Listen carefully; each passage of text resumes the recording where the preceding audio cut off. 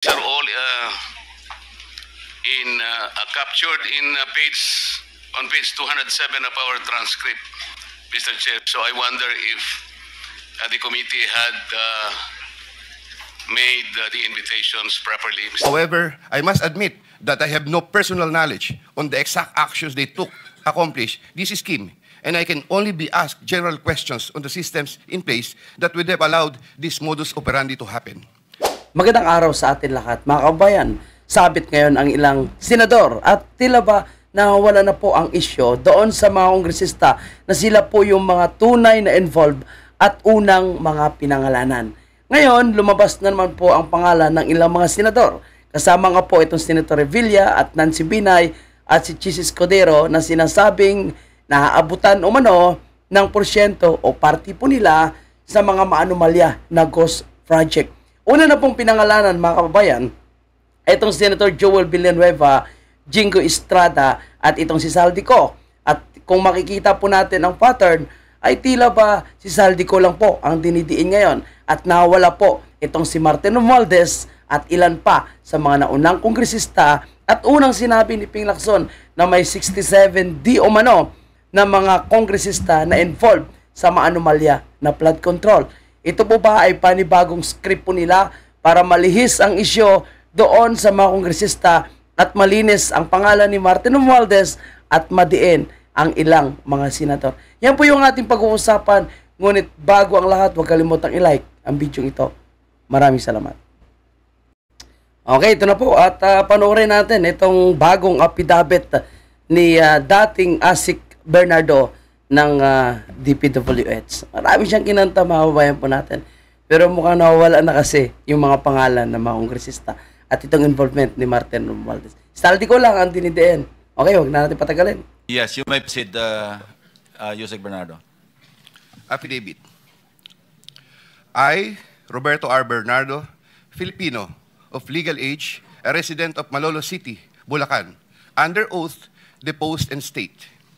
In connection with the ongoing Senate Blue Ribbon Committee investigations, I intend to submit this affidavit which provides details of my knowledge about matters within my jurisdiction relating to flood control projects when I was still serving as Undersecretary for Operations of the Department of Public Works and Highways. This affidavit lays out details... Sorry, excuse me. You have your counsel now with you? Yes, sir. Yes, okay, Mr. on Chair. record. Okay. This affidavit lays out details of the involvement of legislators as well as other government officials with a commitment on my part to expand these disclosures as my best recollection of facts and records may serve. Since number 3, since the received an invitation to appear in these proceedings, I began collating, vetting, and consolidating all written communications, documents, tables, and matrices, and lists in my possession, the retrieval of which has been difficult since I retired from public service last August 2025. With the benefit of more time and greater freedom to access files, I am confident that I can provide even more material and relevant evidence that would clarify the issues once and for all. Number 4, more importantly, I am executing and submitting this affidavit with my full and absolute consent as an integral part of my application to be admitted under the Witness Protection Program through the favorable recommendations of the Honorable Chairman of the Blue Ribbon Committee, Senator Ping Lacson, and the Honorable Senate President, Tito Soto, under Section 4, as well as Section 10 of Republic Act Number 6981, otherwise known as Witness Protection, Security, and Benefit Act before the Department of Justice. I attest and confirm that the names, dates, and transactions mentioned hereunder are based on my direct personal knowledge and have ample documentary support where necessary or desirable if given full opportunity to retrieve the same. Background facts. I earned my bachelor's degree in Bachelor of Science in Civil Engineering in 1984. I am a registered civil engineer by profession. In the year 1985, I began my 40-year stint in the DPWH as a laborer. I then climbed the ranks through the years as Associate Civil Engineer, Engineer 2, Engineer 3, and as Assistant District Engineer, Assistant Regional Director. I then became Assistant Regional Director CESO4 sometime in 2012 until my appointment as Assistant Secretary in 2016. I finally became Undersecretary more than a year later and remain such until my retirement on August 2025. I met former District Engineer Henry Alcantara during my assignment in the Laguna 2nd District Engineering Office. Engineer Alcantara, Engineer Bryce Hernandez, Engineer JP Mendoza, and Engineer Algie Jumasig all belong to the Bulacan 1st DEO. 2020-2040 scheme. Sometime after the State of the Nation address of President Ferdinand Bongbong Marcos Jr. in July 2025, and while... Tika lang ha, tingnan nyo po mga kababayan, no? Base dito sa mga testimony na binabasa nitong si Asik Bernardo, yung corruption talaga ay nagsisimula noong administrasyon ni Marcos Jr. So, mahihirapan po silang idiin, no, at balikan pa yung Duterte administration dahil lahat ng mga tinutukoy na corruption ay nagsimula sa administrasyon ni Marcos Jr. So, 2023 up to 2025, diyan po ang mga matitinding corruption, no, at mga ghost project. Pero ang gusto ni Soto na mangyari, mga kababayan, ay dapat, no, ay balikan, no, from 2016 dahil mas matindi daw po yung mga anomalya sa flood control ng administrasyon ni President Duterte.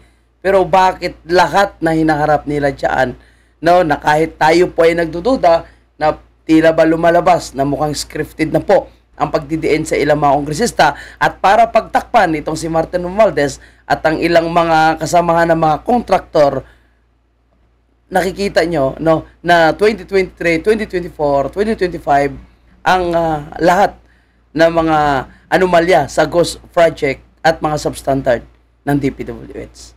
So, mukhang may kailangang baguhin sa mga script nila. Itong si Soto at si Lacson, mga kabayan. Tuloy tayo. I was already on sick leave, I heard from Secretary Bonoan for the first time that Engineer Alcantara, Engineer Hernandez, Engineer Mendoza, and Engineer Dumasig were engaged in contracting activities using the licenses of other contractors. Subsequently, Engineer Hernandez confirmed this arrangement through one of the legislative hearings and by other contractors whose license they used. According to Bryce Hernandez, their sharing is 20-20-20-40% from these activities. My understanding is that they had prepared and signed documents for purposes of collecting payments, which they then apportioned the profits amongst themselves. However, I must admit that I have no personal knowledge on the exact actions they took to accomplish this scheme, and I can only be asked general questions on the systems in place that would have allowed this modus operandi to happen. I categorically state that I have neither knowledge nor participation in these business activities, which were entirely done by Engineer Alcantara, Engineer Hernandez, Engineer Mendoza, and Engineer Dumasig on their own. Ghost projects. At about the same time, under the... Hindi ako naniniwala na wala po siyang kinalaman dito, mga kababayan natin. No? Sinasabi niya kasi na wala po siyang participation. After the 2025 SONA, I also heard for the first time that aside from the 2020-2040 scheme, there were flood control projects, ghost projects, for which Engineer Alcantara, Engineer Hernandez, Engineer Mendoza, and Engineer Dumasig were also responsible. These were confirmed later by Secretary Bunaan during a separate legislative hearings. I called up Engineer Alcantara to ask him about these flood control ghost projects. He denied any participation. Subsequently, he likewise told me that he even convened the officers of Bulacan 1st DEO to confront them about these ghost projects, and that some officers, it was Engineer Hernandez, who was the primary person responsible for the same. In the exact words of Engineer Alcantara, si Bryce po yan. I categorically state that I have neither knowledge nor participation in these flood control ghost projects. Congressman Saldico. My personal knowledge regarding Congressman Saldico are set out as follows. Congressman Saldico one time called me to say that he met Engineer Alcantara and wanted to confirm, maayos bang kausap si Engineer Alcantara? To which I replied, maayos po. Engineer Alcantara then told me that Kong Saldico was asking for a 25% commission, and out of that amount, 2% was to be shared equally between Engineer Alcantara and myself. In his exact words, "Boss, hati na tayo sa 2%. Furthermore, Engineer Alcantara would tell me every time that he made deliveries of cash to Congressman Zaldico in compliance with his commitment to Congressman Zaldico. In this affidavit, I shall mention my personal knowledge regarding Senator Chis Escudero as follows. Maynard Ngu and I are close friends, and we go years back. He is also a close friend and campaign contributor of Senator Chis Escudero. Maynard Ngu asked me to submit a list of projects. I personally submitted a list of projects to Maynard Ngu, and some of the items therein pertaining to Valenzuela and Marinduque projects were subsequently included in the General Appropriations Act.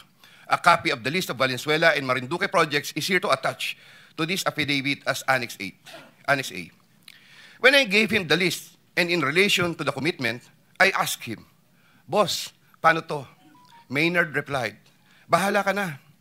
I asked, Boss, okay na ba ang 20%? Maynard said, okay. After inclusion of the projects in the GAA, I delivered 20% of approximately 800 million or about 160 million to Maynard Ngu, which was meant for Senator Escudero. Finally, I would like to add that deliveries of cash were personally made to me, by me, to Maynard Ngu at his office in Manila. I confirm that Commissioner Lipana requested that he be referred to officers of DPWH Bulacan 1st DEO. I referred No po, no. Hiyari dito si Chis Escudero.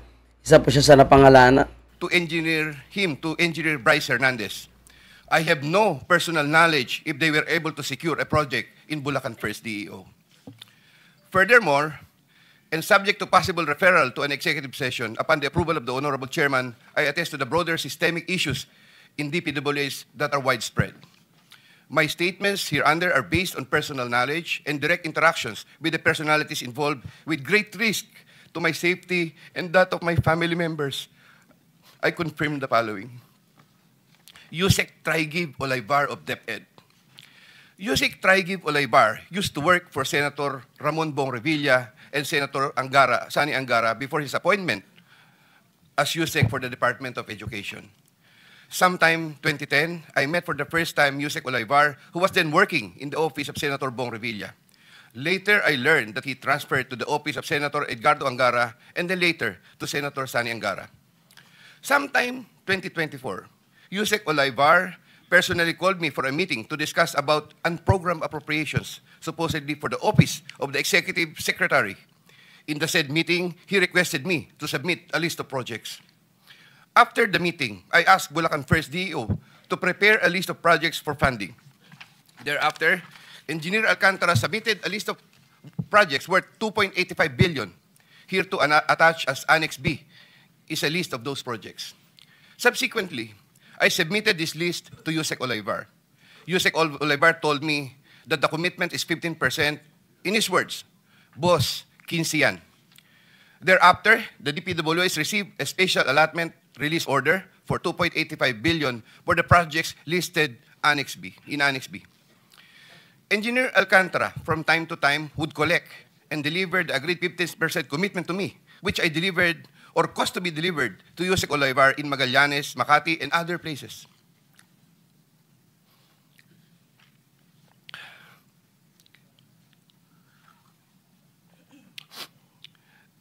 Senator Ramon Bong Revilla. Sometime in the year 2024, Senator Nako, tamay din si Agimat, mga kabayan natin. Revilla and I met where I gave him a list of projects given to me by Engineer Alcantara. Senator Revilla asked for a commitment, which I suggested. Then he approved at 25% of the total amount of the total amount of the projects indicated in the list here to attach as Annex C. I relayed the 25% commitment to Engineer Alcantara and told him that Senator Revilla will appreciate additional contributions for his senatorial re-election bid. Engineer Alcantara collected the 25% commitment, or about 125 million, which was turned over to me and then delivered to Senator Revilla in his house in Cavite. Senator Nancy Binay. Sometime in the year 2024, Carlin Villa, a staff of trusted confidant of Senator Binay, called me and asked for a commitment which was set at 15% of the total amount of the projects indicated in the list here to attach as Annex D. I relate the 15% commitment to Engineer Alcantara. Alam mo mga kabayan po natin, ito mga pinangalan ng senador, no? Nakita naman po natin, wala po silang mga involvement noon, maliban lang po siguro sa ilan na talagang nasangkot doon sa PDAP. Pero itong iba, ngayon lang po sila nadamay. Kaya siguro dapat magkaroon sila ng pagkakataon na ipaliwanag nila at sagutin ito. At dapat meron po silang mga dokumento na magpapatunay na hindi po sila involved dito po sa paratang nitong si Asik Bernardo. Kasi hindi pwede makababayan po natin, kahit senador man o congressman, basta involved sa anomalya nitong mga flood control na ito o anong proyekto ng gobyerno, dapat po sila managot sa taong bayan at dapat nilang ibalik ang pera na kanilang ninakaw. At hindi lang po yan, pati yung kanilang pamilya na nakikinabang dito ay dapat managot din po. At dapat ibalik din po nila ang lahat na pera na ninakaw nila. Engineer Alcantara collected 15% commitment or about 37 million which was turned over to me and which I then delivered to Senator Binay at a house in Quezon City. Given the complexities of the transactions and personalities involved, I humbly reserve the right to submit a supplementary affidavit if warranted in the premises. I attest to the truth of the foregoing statements based on my personal knowledge and authentic records. In witness or hope, I will be affixing my signature this day of September 2025 here. Mr. Chair. Yeah, kindly sign your affidavit in the presence of everybody.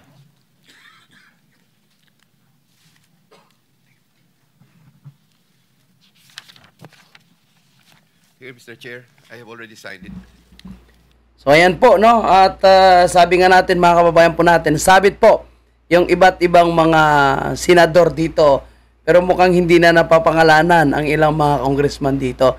Kaya kaduda-duda mga kababayan po natin kung bakit nakapokus po sila kay Bryce Hernandez, dito kay Asik Bernardo, na yung mga sinasabit ay mga senador. Dapat is sabay-sabay po nila ito na pagpukusan. Hindi pwede na dito lang po sa mga senador na dawit. Paano po yung mga congressman na dapat malaman ng taong bayan kung ano talaga yung kanilang involvement. Kasi alam nyo, ang ginagawang ICI o itong independent commission na nag-iimbestiga sa mga maanumalyang proyekto, lalong-lalo na po sa flood control na ito, ay hindi po sila transparent. So, ang nakikita ko dito, kung ano lang po yung kanilang ilalabas, yun lang yung makikita ng taong bayan. Kaya mainam pa rin kung magkaroon ng transparency.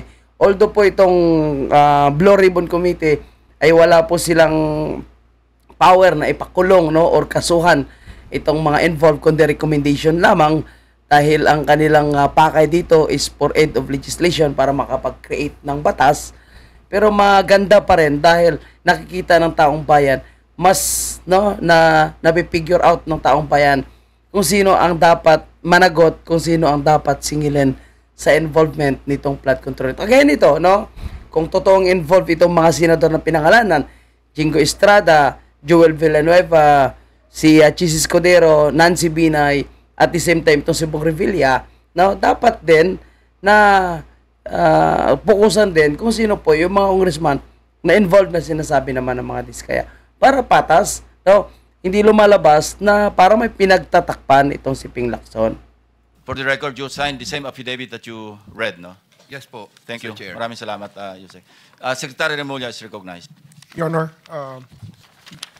after hearing his affidavit and his willingness to disclose all other details about the transactions that happened under his watch, may I respectfully ask the committee to allow the DOJ to have an evaluation of Mr. Bernardo immediately.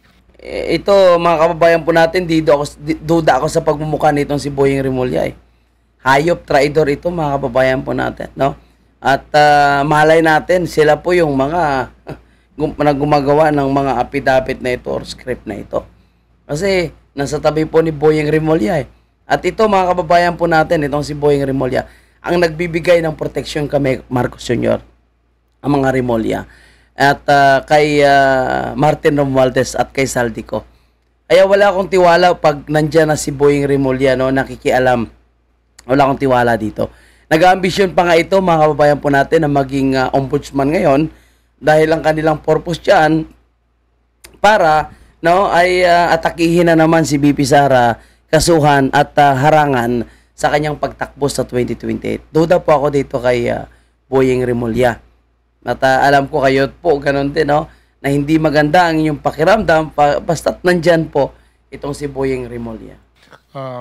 This matter has to be done because of the gravity of the situation and the fact that we may have to really work overtime on legal matters that are needed or on necessary legal matters so that we can preserve the monies and other things that are involved in this discussion. Thank you, Secretary Remulla. Will you be open to answer some questions addressed to the Secretary of Justice before you leave? Just like the last time? No, not to Yusek Bernardo, but to the Secretary for some clarificatory questions. I mean, to the Secretary of the OJ, not to the affiant. Because you have to bring him back after lunch, no? Not to you, but Secretary Remulla. Will you be willing to, not Yusek Bernardo? I'm referring my question to Secretary Remulla. If you're willing to accommodate just a few questions from the members, if they're... Yes, Your Honor. Of course, Okay. Your Honor. So we'll start with whoever. Senator Erwin Tulfo is first on the list. Kindly limit your questions to, in the meantime, no, to Secretary Remulla. Mamaya na lang yung kay Undersecretary Bernardo. Meron. Anybody? You have some questions?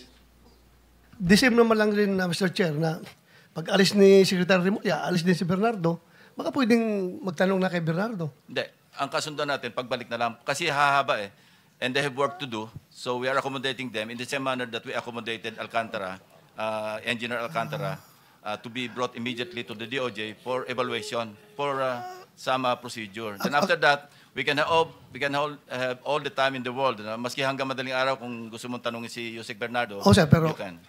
ito, for the benefit of general questions. Hindi na, we're just postponing. We're not rejecting your request to propound questions. Kasi sa akin kasi, sir, pag sabi niya ngayon dito, diretso kaagad file ang kaso sa DOJ without us giving the benefit na makapagtanong. Chair, this is in regard to the list of invited guests, Mr. Chair. In the last hearing, I intimated my desire to invite also SunWest, considering that it is the company founded by Congressman Saldico, where his name was also very much floated in this hearing. First, it was mentioned in the sworn statement of the Discayas. It was mentioned by Representative Toby Tiangco, and very lately he was also mentioned by Engineer Alcantara. I intimated that desire in the last hearing, Mr. Chair, and also I asked whether Mr. Chavit Singson will be advised during this very hearing, Mr. Chair. I remember Vice Chair Erwin Tulfo confirmed us and said that he will advise you of this request, Mr. Chair. These are all requested. These are all captured on page 207 of our transcript, Mr. Chair. So I wonder if the committee had made the invitations properly, Mr. Chair. Thank you. Unfortunately, I wasn't informed, Your Honor, but next hearing we will invite them, definitely. So, thank you. Likewise, Mr. Chair. Sir. Yes, Also, Dr. administrative, also if we can invite again Regional Director Palacan kasi medyo malaki po yung napunta sa Mindoro if hindi pa siya sumaharap. Panay Bulacan po kasi, malaki-laki rin po yung nailagay doon. I think a total of 40 billion. And also, si Congressman Toby Tiangco, I think his revelations during the first hearing were very revealing if he can be invited. Nahiya po siya pumunta. Sabi niya kasi he was not invited. Baka sabihin, epal siya. But I think he can help a lot. Yes, we will also invite him or ilan ba, JB? Only one? Ayan, si Toby Tiangco and Panakan and siguro yung mga taga Mindoro. We'll invite them in the next Thank you, Mr. hearing. Chair. Mr. Chair? Yes, Senator De La Rosa. So, hindi pala ito ang last hearing natin. Meron pa tayong kasunod na hearing. Definitely. Thank you, sir. Thank you. Thank you. And So- Mr. Chair, lastly, may I confirm if the chairman made an announcement that Mr. Saldico will not be invited? Yes, as you know, you have been a congressman for many years. There's what we call interparliamentary courtesy. We do not invite or summon members of Congress in the same manner that they don't invite senators to their hearings. It is up to the congressmen or senators concerned to appear before their inquiries in aid of legislation. That is a tradition. Yes, Mr. And Chair. that tradition is not accorded to individual members of Congress of either house. It is accorded to the institution. Yes, Is that, yeah. you will, Yeah, but if he is expelled, then we'll invite him. He's no longer a member of Congress. Representative Chanco was not expelled, Mr. Chair, but Yes, but When he was invited, he is voluntarily appearing before the committee. yes, but there was an invitation. No, we did not extend any invitation to. I was the one who invited him Well, when I was the chairman. You can speak for yourself. Yes, that's why. He can be invited. There is no violation of interparliamentary. Anyway, that's water under the bridge. He will appear, I think, anytime now because he was informed by Senator Ejercito. So can we just proceed? So, ayan po mga kababayan po natin, no, wala na po nagawa itong si Ping Lacson. Kundi pumayag na lang siya na i-invite po itong si Saldico dahil po sa pamimilit ni Senator Marcolita para ma-question po itong Saldico. And dapat naman talaga mga kababayan po natin. At yung sinasabi ko, no, naduda ako dito kay Ping Lacson na siya po ay may pinagtatakpan, na siya po ay may pinoproteksyonan. Kung sino ang kanyang pinoproteksyonan, no, malinaw naman po na itong si Martin Romualdez. Bakit mga kabayan po natin? Kasi kapag humarap yan si Saldico, sigurado ikakanta niya po yan. Kung sino yung mas mataas at mas mataas pa. Kasi nakikita ko dito hindi lang isa or dalawa, no, ang nasa likod nitong si Saldico sa kanyang paghihingi ng porsyento sa bawat proyekto ng flood control at sa kanyang ginagawang insertion sa budget mga kababayan po natin. Yung bawat insertion, no, kumbaga si Saldico lang yung tagapag-insert, si Saldico lang yung tagakuha nitong mga porsyento sa iba't ibang proyekto ng gobyerno. Actually, hindi lang po flood control eh. No? Nakita nyo halos lahat, pati mga school buildings ay gusto nilang pasukin. Yung ibinulgar ni BP Sara na gusto nilang mag-insert ng budget sa Department of Education, pero kailangan sila po yung hahawak ng pundo. So, I think palagay ko yung lahat na insertion dito at lahat ng mga ahensya ng gobyerno na pinasukan nitong si Saldico, no, ay may mas mataas pa na involved sa kanya. Nakita nyo, pati sa Department of Agriculture, pati yung isda ay gusto pang kumita nitong si Saldico. So talagang kaduda-duda.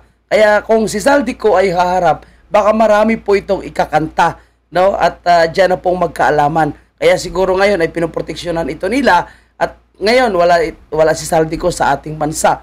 Kaya dapat bring home talaga Saldico, mga kababayan po natin. Kasi hanggat hindi po yan, no, umarap si Saldico, hindi talaga magkaroon ng hustisya or saysay itong nangyayaring investigation na ito.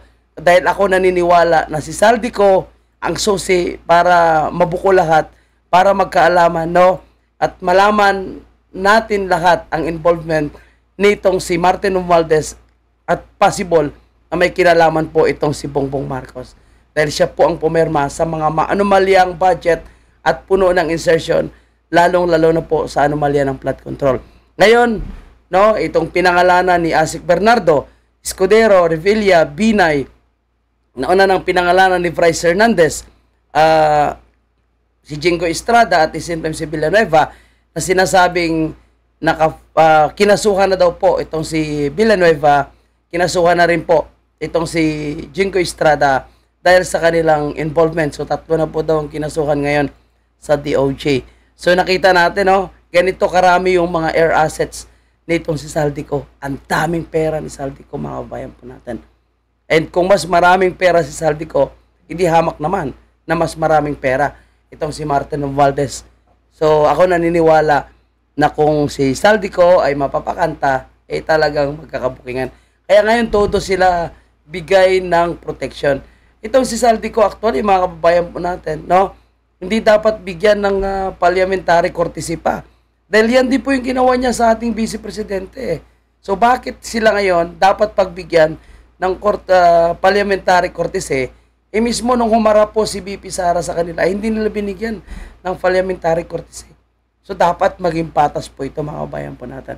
And nakakatawa lang, dahil ang ilan sa mga senador ngayon, no, kung kailangan daw baliin yung batas, no, baliin daw, lalong-lalo na po itong si Erwin Tolpo, na kini-question nga ni Senator Marcolita, pati na rin po ang DOJ. Dahil para lang sa kanilang kapakanan, no, para lang, no, sa kanilang pinoproteksyonan, ay handa po silang baliin ang batas. 'Di ba? Mambabatas pero handang baliin ang batas. Okay, nasaan ba si Saldico? Si Saldico nga pala ngayon, mga kababayan po natin, ay nasa Spain na daw po. So gamit ang kanyang sariling eroplano. Grabe.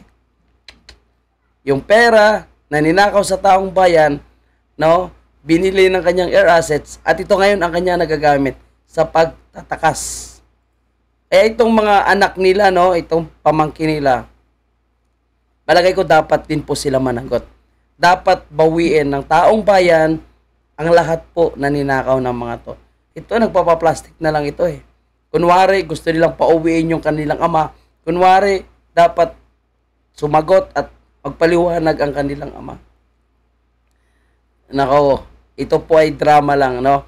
At para maligtas po sila at sabihin na sila po ay walang kinalaman sa pagnanakaw ng kanilang pamilya. Di ba? Kaya tayo po ay nanawagan, mga kababayan po natin, no, na suportahan niyo po ang ginagawang rally ngayon ng Hakbang ng Maisog at ang UPI or United People's Initiative sa Liwasang Bonifacio. Araw-araw po yan, tuwing hapon nagkakaroon po ng programa. Kung maulan is, kung kaunti lang tao, nagkakaroon po ng vigil prayer para po mapigil na or matigil na itong anomalya ng korupsyon na to sa ating bansa, mga kababayan po natin. Kasi hanggat ang leader na walang bayag, no, mahinang leader, walang paninindigan, no, at wala sa tamang kaisipan ang namumuno, wala pong mangyayaring hustisya at hindi po mananagot ang dapat managot. Alam mo yung mananagot dito, yung hindi lang nila kaalyado na involved sa corruption. Ang mananagot dito, no, yung taong handa po nilang ilaglag. Yun lang po. Pero yung mga tunay na talagang involved na kinabang mastermind ay hindi po mananagot hanggat kaalyado nila ang nakaupong presidente, mga kabayan po natin. Kaya magtulungan po tayo para sa kinabukasan ng ating bansa. Para po sa lahat ng mga Pilipino, no, makiisa po kayo sa ginaganap na peace rally sa Liwasang Bonifacio. Araw-araw po yan tuwing hapon, mga kababayan. Nakasit up po yung tent doon at yan naman po is walang anumang karahasan kundi peaceful rally lamang, mga kababayan. So yan na po yung ating update. Maraming salamat sa pagsusuporta sa ating munting channel. God bless, mga kababayan.